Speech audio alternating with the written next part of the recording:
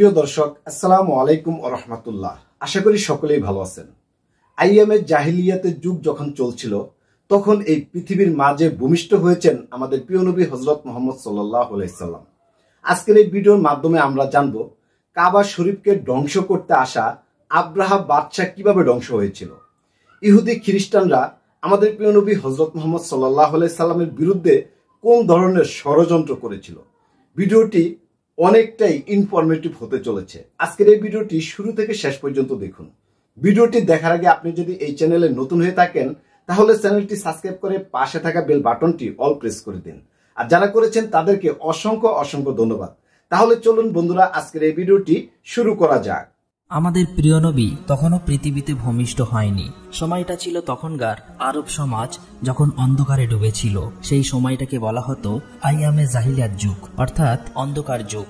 আরব সমাজে তখন আইন কানুন, নীতি নৈতিকতার কোনো বালাই ছিল না। বেহায়াপনা, নোংরামি আর অশ্লীলতায় সমগ্র সমাজ যেন ডুবেছিল। সেই সময় নারীদের কোনো অধিকার ছিল না। নারীদের উপর চলত নানান অত্যাচার ও নির্যাতন। এমনকি অনেক সময় কন্যা সন্তানদের জীবিত কবর দেওয়া হতো। এতে মানুষের মনে বিন্দু মাত্র মায়া, মমতা, ভালোবাসা ছিল না। নারীদেরকে সেই সময় ভোগের পণ্য মনে করা হতো। এমনকি বাজারে নারী পুরুষের দাসদাসী হিসাবে বেচাকেনা করার রীতি ছিল। সেই সময় বিভিন্ন প্রান্ত থেকে মুসলিমরা মক্কায় কাবা তোয়াফ করার জন্য আসলেও কাবাঘরের ভিতরে ছিল 360টি মূর্তি। কারণ মক্কায় তখন মুসলিমদের পাশাপাশি খ্রিস্টান, ইহুদি সহ বিভিন্ন গোত্রের মানুষ ব্যবসার জন্য স্থায়ী বা অস্থায়ীভাবে বসবাস করত, যাদের মধ্যে কাফের ও মুশরিকদের সংখ্যা অনেক বেশি হওয়ায় তাদের দাপট ছিল অনেক বেশি। এরপর সময় এসেছিল 570 খ্রিস্টাব্দে। তখন মক্কার নেতা ছিলেন নবীজির দাদা এবং কুরাইশ বংশের প্রধান আব্দুল মুত্তালিব, যিনি কাবাঘরের রক্ষণাবেক্ষণের দায়িত্বে ছিলেন। আর নবীজি তখন মা আমিনার গর্ভে। এর মধ্যে হঠাৎ একদিন আরবে বিশাল হস্তি বাহিনীকে দেখা যায়, যারা ক্রমশ মক্কার দিকে এগিয়ে আসছে এবং মানুষজন তাদের ভয়ে বাড়িঘর ছেড়ে পালাচ্ছে।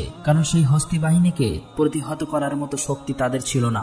এমনকি ততক্ষণে সেই হস্তি বাহিনী মক্কার অনেকেরই ধরে নির্যাতন করতে শুরু করেছে এবং নবীজির দাদা আব্দুল মুত্তালিবের 200 উট সহ মক্কাবাসীর সমস্ত উট কেড়ে নিয়েছে, যাতে তারা তাদের সাথে লড়াই করতে না পারে। ঠিক তখনই দেখা যায় নবীজির চাচা আবু তালেব এসে আব্দুল মুত্তালিবকে মক্কার পরিস্থিতি সম্পর্কে জানায় এবং বলে, বাবা, আমরা ওই হস্তি বাহিনীর সাথে বিবাদ করে পারবো না, বরং আমরা আত্মসমর্পণ করি। আব্দুল মুত্তালিব তখন তার ছেলে আবু তালেবকে নিয়ে রওনা হয় হস্তি বাহিনীর প্রধানের সাথে দেখা করতে।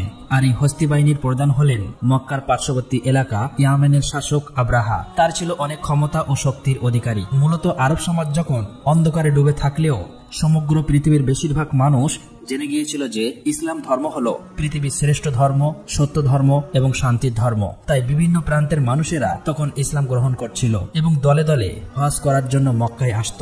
ইসলাম ধর্ম এবং কাবার এতটা গ্রহণযোগ্যতা দেখে আব্রাহা তার ক্ষমতার দাপটে ইয়ামেনের রাজধানী সানাতে হুবাহু কাবার মতো একটি গির্জা তৈরি করে। কারণ আব্রাহা চেয়েছিল মানুষ খ্রিস্টান ধর্ম গ্রহণ করুক এবং তার তৈরি গির্জাতে বেশি বেশি আসুক। কিন্তু আব্রাহা যখন দেখে যে তার চাওয়া কোনোভাবেই পূরণ হচ্ছিল না, আব্রাহা তখন রাগে ক্রোধে ফেটে পড়ে। আর সেই কারণেই আব্রাহা একদিন সিদ্ধান্ত নেয় যে কাবা ঘরকে সে ভেঙে দেবে। তারপর আব্রাহা তার 60,000 সৈন্য নিয়ে এবং 13টি হাতি নিয়ে মক্কার দিকে আসতে থাকে। এর মধ্যে আব্দুল মুত্তালিব সেখানে পৌঁছে যায় এবং আব্রাহাকে বলে, আমি আপনাকে সতর্ক করছি, আপনি যে ঘরটাকে ধ্বংস করতে চাইছেন সেটা আল্লাহর ঘর, তাই এমন বিপজ্জনক কাজ থেকে দূরে থাকুন। কিন্তু আব্রাহা তার কোনো কথাই শুনতে চাইছিল না। আব্দুল মুত্তালিব তখন তাকে বলে যে, আপনি আমার ওট ফেরত দিন। এই কথা শুনে আব্রাহা বেশ অবাক হয়ে যায় এবং বলে যে, আমি আপনাদের প্রিয় উপাসনালয় ধ্বংস করে দিচ্ছি, যেখানে আপনাদের বাবা দাদারাও ইবাদত করে এসেছিল। ফলে আপনাদের মান সম্মান এবং প্রতিপ্রতি সবকিছু ধুলাই মিশে যাবে। অথচ এই বিষয়ে কোনো চিন্তা না করে আপনি কিনা এসেছেন আপনার উট ফিরিয়ে নিতে। আব্দুল মুত্তালিব তখন বলে, আমি আমার উটের মালিক, তাই আমার উট আমি নিজেই ফেরত নিতে এসেছি। কিন্তু এই মক্কা এবং কাবাঘরের মালিক হলেন আল্লাহ। অবশ্যই আমি নিশ্চিত এই কাবাঘরকে আল্লাহ নিজেই রক্ষা করবেন। উত্তরে আব্রাহা তখন বলে, আজকে আমি এটাও দেখতে চাই কিভাবে তোমার আল্লাহ কাবাঘরকে আমার হাত থেকে রক্ষা করে। এরপরে আব্রাহা আব্দুল মুত্তালিবকে তার উটগুলো ফেরত দেয় এবং আব্দুল মুত্তালিব তার বাড়িতে ফিরে আসে। পরের দিন সকালে আব্রাহা তার হাতি বাহিনীকে নিয়ে মক্কায় প্রবেশ করতে যাচ্ছিল। কিন্তু হাতিগুলো যখন কাবাঘরের সীমানার মধ্যে চলে আসে, তখন তারা আর সামনের দিকে এগোতে চাইছিল না। তাদের পা গুলো যেন পাথর হয়ে গিয়েছে এবং কিসে যেন আটকে পড়েছে। আব্রাহা এবং এবং তার সৈন্যরা তখন একটু চালাকি করে জোর করে তারা হাতিগুলোর মুখ অন্যদিকে ঘুরিয়ে দেয় এবং হাতিগুলোকে তারা ভালো ভালো খাবার খেতে দেয়, আর সেই সমস্ত খাবারগুলো ছড়িয়ে দেয় ঠিক কাবা ঘরের সামনে। হাতিগুলো তখন সেই খাবারের লোভে আবারও কাবা ঘরের দিকে এগিয়ে যেতে থাকে। এদিকে কাবা শরীফ ধ্বংস করতে আসা আব্রাহা বাদশাকে মহান আল্লাহ পাক রব্বুল আলামিন আবাবিল পাখির মাধ্যমে ধ্বংস করেছিলেন, কিন্তু আব্রাহা বাদশা সবসময় কাবা শরীফকে ধ্বংস করতে চেয়েছিল, মহান আল্লাহ পাক রব্বুল আলামিনের উপর দিয়ে চলার চেষ্টা করেছিল। সেই দৃষ্টান্ত আমরা কোরআন শরীফের মাঝে পাই। মহান আল্লাহ পাক রব্বুল আলামিন একটি সূরা কোরআন শরীফের মধ্যে দিয়েছেন, সূরা ফিল, যেখানে তিনি বিস্তারিত আলোচনা করেছেন। প্রিয় বন্ধুরা, আজকের এই ভিডিওটি আরো কন্টিনিউ করে আমাদের প্রিয় নবীর ঘটনা জেনে নিন, তার জীবনী জেনে নিন। আকাশ থেকে শত শত আবাবিল পাখি ধেয়ে আসছে মক্কার দিকে। আব্দুল মোত্তালিব এক দৃষ্টিতে পাখিগুলোর দিকে তাকিয়েছিল আর মনে মনে ভাবছিল, এটাই হয়তো আল্লাহর কাছ থেকে প্রেরিত রহমত, যেটা আজ কাবা ঘরকে রক্ষা করবে। তা না হলে এত আবাবিল পাখি কেন এখানে আসছে? আবার প্রতিটি পাখির কাছে 3টি করে পাথর ছিল। একটি পাথর ছিল তাদের মুখে আর বাকি 2টি পাথর ছিল তাদের পায়ে। মোত্তালিব দেখতে পায় সমস্ত আবাবিল পাখি কাবা শরীফ ঘিরে ফেলেছে, এমনকি তারা সেখানে কাবা শরীফ তওয়াফ করছে। তখন তিনি বুঝে যায় যে পৃথিবীর কোন শক্তি আজ কাবা শরীফকে ধ্বংস করতে পারবে না। এরপর সমস্ত আবাবিল পাখি ছুটে চলে যায় আব্রাহার হস্তি বাহিনী এবং সৈন্যের দিকে। আব্রাহার সৈন্য বাহিনীরা আবাবিল পাখিগুলি দেখে অনেক ভয় পেয়ে যায়। তারা তখন সেখান থেকে পালিয়ে যাবার চেষ্টা করে, কিন্তু ততক্ষণে সমস্ত আবাবিল পাখি তাদের সঙ্গে থাকা পাথরগুলো আব্রাহার হস্তি বাহিনী এবং সৈন্যদের উপর পাথরগুলো বৃষ্টির মতো ফেলতে থাকে। ফলে দেখা যায় প্রতিটি পাথর সৈন্যদের শরীর ভেদ করে ঢুকে যাচ্ছে। এতে মুহূর্তের মধ্যে সকল সৈন্যরা মারা যায়, এমনকি আব্রাহা এখানেই মারা গিয়েছিল। আল্লাহ তাআলা এই কাফেরদেরকে ধ্বংস করে দেয়। মহান আল্লাহ রাব্বুল আলামিনের কুদরতের মাধ্যমে এই ছোট ছোট পাথর দিয়ে ধ্বংস হয়েছিল 60,000 সৈন্য এবং 13টি হাতি। এমনকি এই ঘটনার বর্ণনা দেওয়া হয়েছে পবিত্র কোরআনে সূরা আল ফিলে, যেখানে বলা হয়েছে, তুমি কি দেখোনি তোমার প্রতিপালক কাবা ঘর ধ্বংস করতে আসা হস্তি বাহিনীর সাথে কিরূপ আচরণ করেছিল? তিনি কি তাদের চক্রান্ত নাশাত করে দেননি? তিনি তাদের বিরুদ্ধে পাঠিয়েছিলেন ঝাঁকে ঝাঁকে আবাবিল পাখি। তারা ওই হস্তি বাহিনীর উপর ছোট্ট ছোট্ট পাথর নিক্ষেপ করেছিল। অতঃপর ওই হস্তি বাহিনী পরিণত হয়েছিল ভক্ষিত ভূষের ন্যায়। আর এভাবেই ওই দিন কাবা ঘর রক্ষা করেছিল মহান আল্লাহ তাআলা। এই ঘটনার পর প্রায় 2 মাস কেটে যায়। এরপর আমরা একটি রাতের ঘটনা দেখতে পাই। মক্কাবাসীরা সেদিন নিজ নিজ কাজে ব্যস্ত ছিল। নবীজির দাদা আব্দুল মোত্তালিব সেদিন রাত্রে কাবা শরীফের ছাদের উপর দাঁড়িয়েছিল। হঠাৎ করে সেদিন আকাশে তিনি প্রজ্বলিত আলো দেখতে পায়, যেটা আরব থেকে পূর্ব অঞ্চল সহ সমগ্র বিশ্ব ছড়িয়ে পড়ে। আলোটিকে দেখে আব্দুল মোত্তালিব অনেক অবাক হয়ে যায়। এরপর তিনি দৌড়ে নিচে চলে আসে। এখানে তিনি দেখেন যে কাবা শরীফের ভিতরে বিভিন্ন পূজারীদের রাখা 360টি যে মূর্তি ছিল, সেগুলি সব আপনা আপনি ভেঙে পড়ছে। এরপর তিনি কাবা ঘর থেকে বাইরে এসে দেখে যে কুফা এবং সিরিয়ার মধ্যবর্তী স্থানে পানি প্রবাহ শুরু হয়েছে, অথচ বহু বছর ধরে এখানে কেউ পানি দেখেননি। ঠিক তখনই আব্দুল মোত্তালিব তার ঘরের দিকে চোখ পড়ে। তিনি তখন দেখতে পায় আজকে তার ঘরের মধ্যে থেকে অদ্ভুত এক ধরনের নূরের আলো বের হচ্ছে, যেটা এর আগে তিনি কখনোই কোনোদিন দেখেননি। আব্দুল মোত্তালিব তখন ধীরে ধীরে তার ঘরের দিকে এগিয়ে যেতে থাকে, কিন্তু যখন তিনি তার ঘরের দরজার কাছে পৌঁছায়, তখন তিনি দেখেন যে মা আমিনার কোল জুড়ে একটি ফুটফুটে শিশুর জন্ম হয়েছে, যার শরীর থেকে অসম্ভব পরিমাণের নূরের আলো বের হচ্ছে। এটা দেখে আব্দুল মোত্তালিবের চোখ। আমাদের প্রিয় নবীকে সৃষ্টি না করলে এই তামাম জাহান কিছুই সৃষ্টি করতেন না। অথচ আমাদের প্রিয় নবী হযরত মুহাম্মদ সাল্লাল্লাহু আলাইহি সাল্লাম এই পৃথিবীর মাঝে অনেক কষ্ট করেছেন। ইহুদি খ্রিস্টানরা আমাদের প্রিয় নবীকে অনেক কষ্ট দিয়েছেন, কিন্তু তারপরও তিনি এই পৃথিবীর মাঝে ইসলাম প্রচার করে গিয়েছেন। প্রিয় বন্ধুরা, আজকের এই ভিডিওটি আরো একটু কন্টিনিউ করুন। একসাথে বসে খেতে হবে বলে বাড়ির দরজা থেকে চলে যান। আসলেই আবু লাহাব অনেক অহংকারী লোক ছিলেন। অন্যদিকে মা আমিনার বুকে দুধ ছিল না, তাই শিশু নবী মুহাম্মদ সাল্লাল্লাহু আলাইহি ওয়াসাল্লামকে দুধ খাওয়ানোর জন্য একজন মহিলাকে ডাকা হয়। সে ছিল আবু লাহাবের স্ত্রীর দাসী। তাই আবু লাহাব ঘরে ফেরার পর তার স্ত্রী তার সাথে অনেক রাগারাগি করে, কেন তার দাসীকে এই কাজের জন্য নেওয়া হলো। আসলেই আবু লাহাবের স্ত্রীও অহংকারী ছিল। অন্যদিকে দেখা যায় ইহুদিরা একসাথে বসে কথা বলছিল। তারা বুঝতে পেরেছে কোন কোনো এক বিশেষ শিশুর জন্ম হয়েছে, কারণ এই ব্যাপারেও তাদের ধর্মগ্রন্থে স্পষ্টভাবে উল্লেখ ছিল। ফলে যেদিন রাতে প্রিয় নবীর জন্ম হয় সেই দিন রাতের আকাশে সেই নূরের আলো দেখেই খ্রিস্টান এবং ইহুদি ধর্মের গুরুরা বুঝে গিয়েছিল এবার সেই শিশু পৃথিবীতে আগমন করেছে। তবে ইহুদিরা বেশি চিন্তিত ছিল, কারণ তারা জানতে পেরেছিল যে কোনো ইহুদির ঘরে এমন শিশুর জন্ম হয়নি, তাহলে সেই শিশুটিকে কে হতে পারে। আর এই জন্যই তারা সেখানকার অনেক বাচ্চাকে কিনতে চায় যেন সেই শিশুটি তাদের দলে আসে। এমনকি টাকার বিনিময়ে অনেক ভণ্ড মহিলার দায়িত্ব দেয় শরীরে কোনো বিশেষ দাগের মাধ্যমে শিশু নবীজিকে খুঁজে বার করার জন্য। একদিন দেখা যায় বাচ্চাদের নাম রাখার উৎসব চলছে, সেখানে বিভিন্ন বাচ্চাদের নাম ঘোষণা করা হচ্ছে আর সবাই মিলে আনন্দ করছে। এর মধ্যে সেখানে আব্দুল মোত্তালেব আসেন শিশু নবীজিকে কোলে নিয়ে তার নাম রাখার জন্য। আব্দুল মোত্তালেব প্রথমে সেই কালো পাথরে হাত রাখেন, তখনই দেখা যায় কাবার সেই দরজার হাতলটি দরজায় বাড়ি মারছিল আর শিশু নবীর শরীর থেকে নূরের আলো বের হচ্ছিল। আব্দুল মোত্তালেব তখন সবার সামনে জনসম্মুখে শিশুটির নাম ঘোষণা করেন মুহাম্মদ। এটা শুনে সেখানে থাকা বিভিন্ন গোত্রের মানুষেরা বলতে থাকে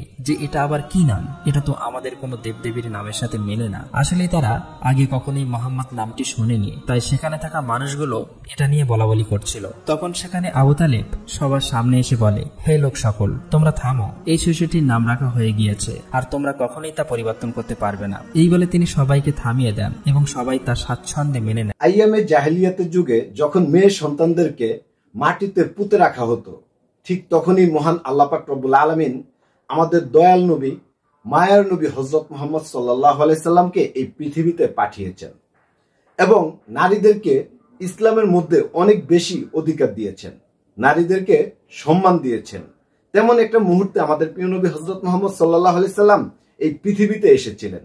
তার মাধ্যমে আজকের দিন পর্যন্ত আমরা ইসলাম পেয়েছি।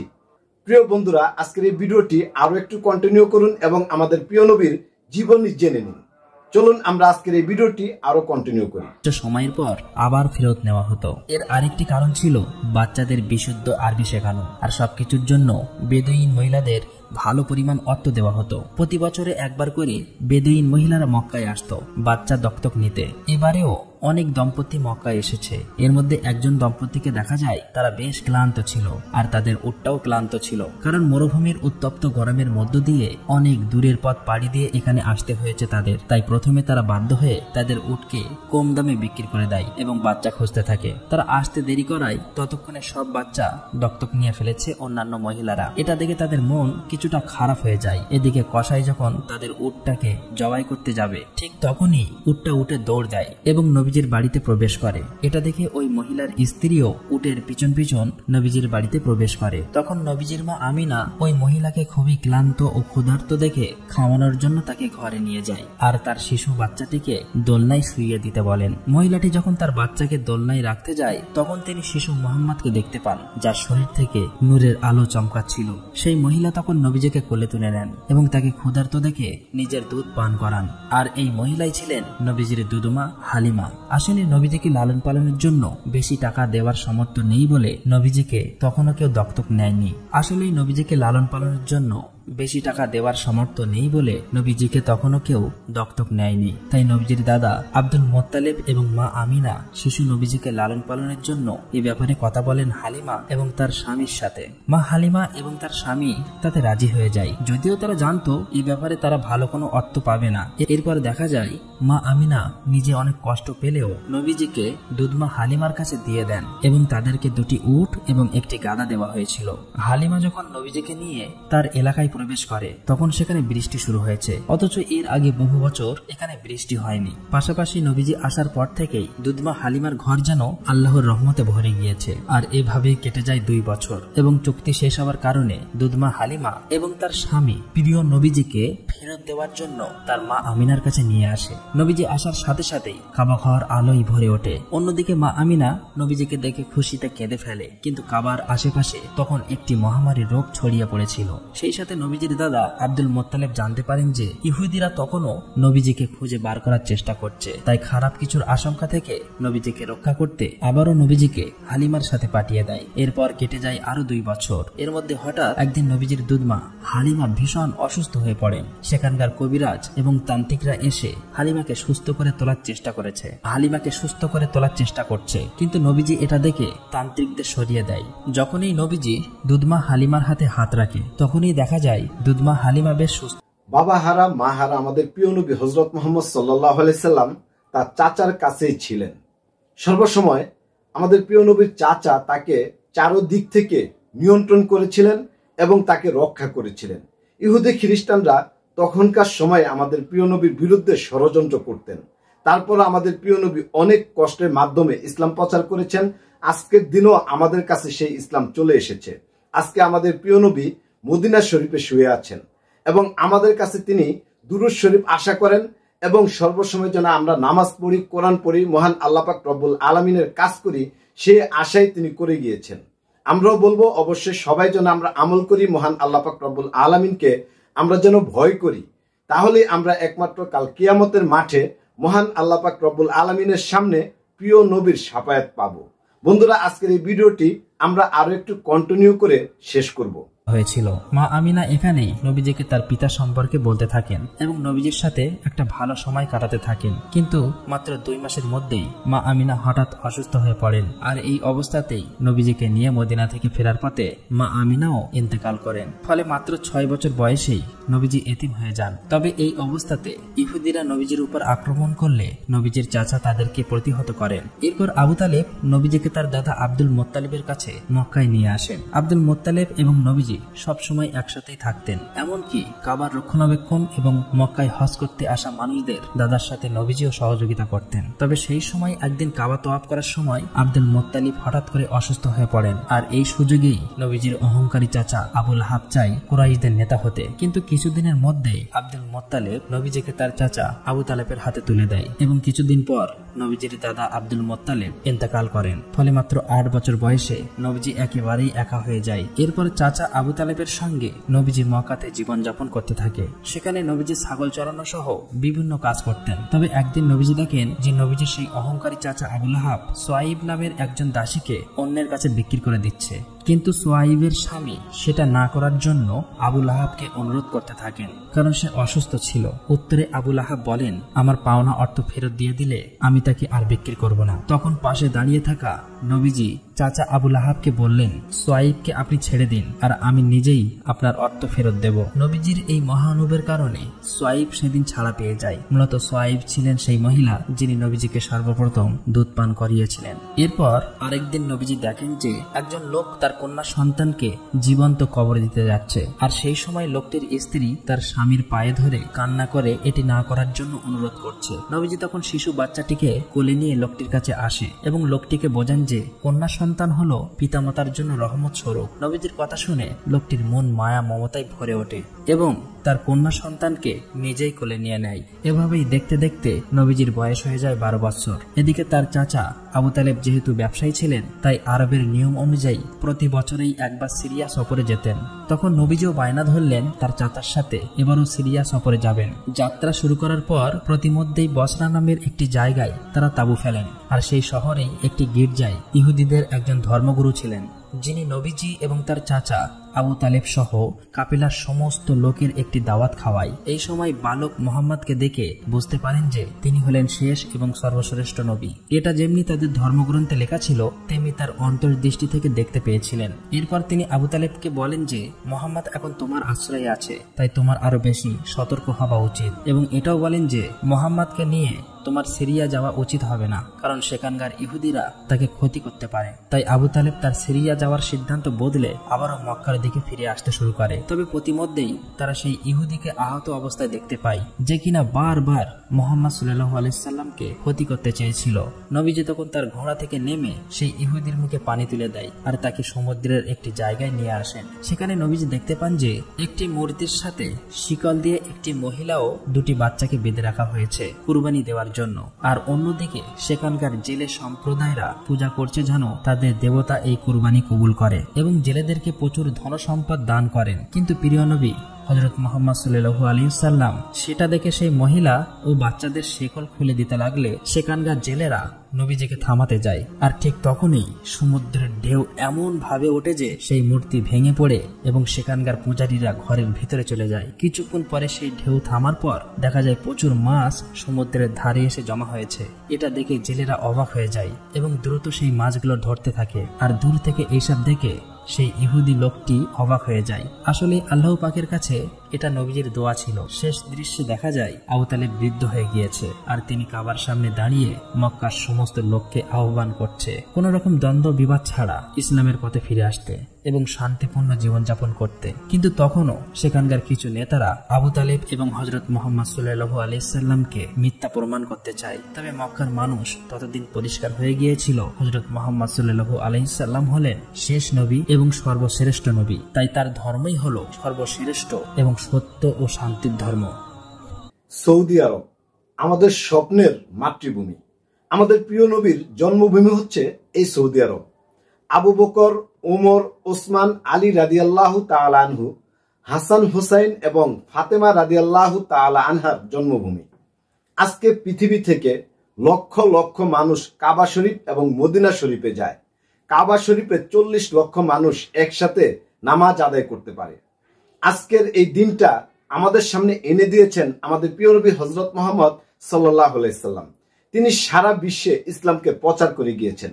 বন্ধুরা, আজকের এই ভিডিওর মাধ্যমে আমরা আমাদের প্রিয় নবীর জন্ম সম্পর্কে জানতে পেরেছি। এই ভিডিও সম্পর্কে আপনাদের কোনো মতামত থাকলে অবশ্যই কমেন্ট বক্সে দিবেন। দেখা হবে নতুন কোনো এপিসোডে। সে পর্যন্ত ভালো থাকবেন, সুস্থ থাকবেন। আজকের মতো বিদায় নিচ্ছি। আসসালামু আলাইকুম ওয়া রাহমাতুল্লাহি ওয়া বারাকাতুহু।